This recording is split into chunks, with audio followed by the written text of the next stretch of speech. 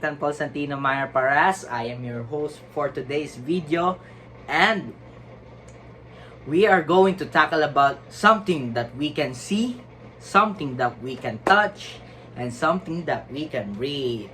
So everyone, for today's video, we are going to tackle about the three states of matter, which is solid, liquid, and gas.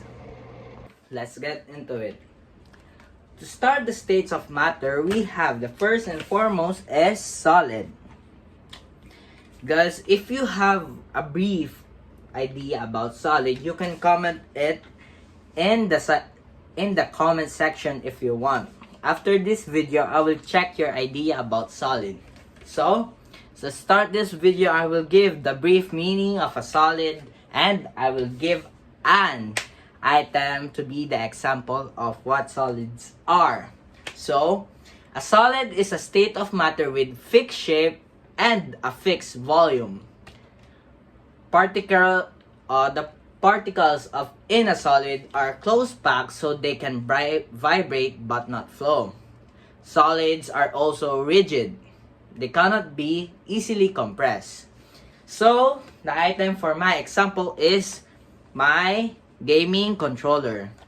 It has a definite shape, it has volume, and yeah, that's what basically solids are. They have a definite shape and a definite volume. So let me draw. So it took me a while to draw this, but I hope you guys appreciate my drawing. I am doing this for you guys. So as you can see, the molecules in this example are arranged in a regular or repeating pattern that are held firmly in place, but there's still space from in between them and in the sides. Therefore, they can still vibrate within a limited area, unlike liquid or gas. But we are going to talk about it later. So we are done with our first state of matter, which is solid. Next, we are going to talk about the second state of matter, which is liquid. Just like what we've done in the first part of our video, you can comment what your idea what liquid is about on the comment section down below. I will give you 5 seconds. 5, 4, 3, 2, and 1. We will continue to the video. So, in liquid, it has definite volume but no definite shape.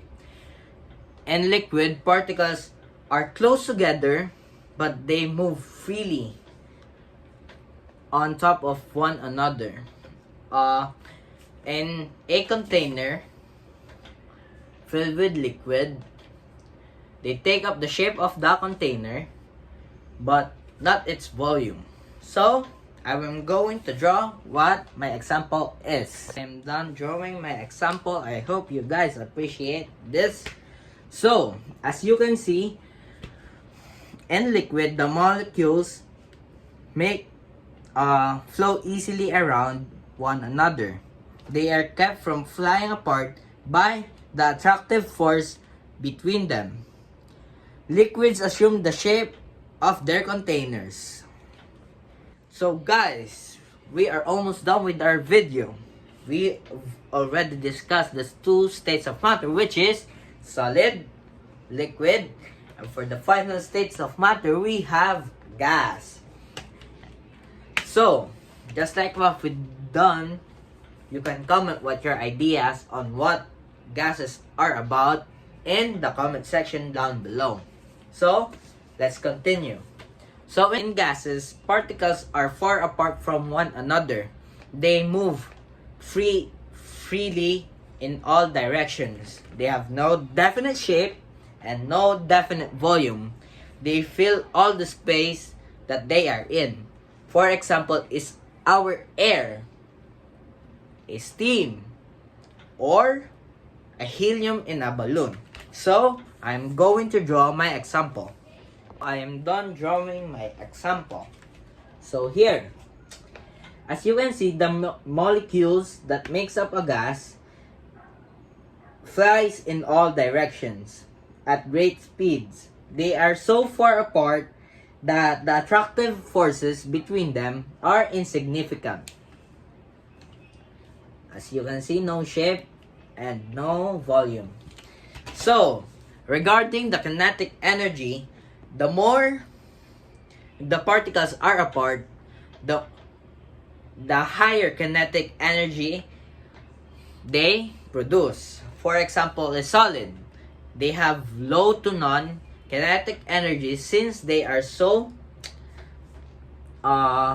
combined with each other.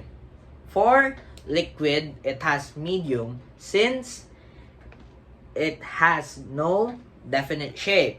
And for gas, it has the highest kinetic energy out of all of them. So, if you've enjoyed my video, share, like, and subscribe for more interesting videos. In our next video, we can discuss on matter, which is the plasma and the Bose-Einstein condensate. That's all for my